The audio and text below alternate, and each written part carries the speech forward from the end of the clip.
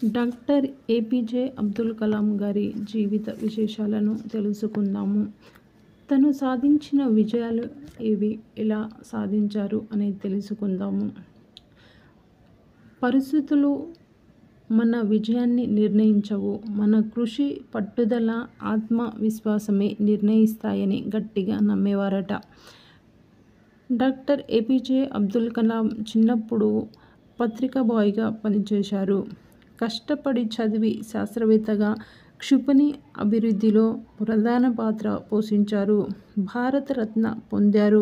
భారతదేశానికి 11వ రాష్ట్రపతిగా సేవలు అందించారు. ఇతను ఎక్కడ జన్మించారు అని అంటే 1931లో తమిళనాడులోని రామేశ్వరం అనే చిన్న పట్టణంలో పేద ముస్లిం కుటుంబంలో జన్మించారు.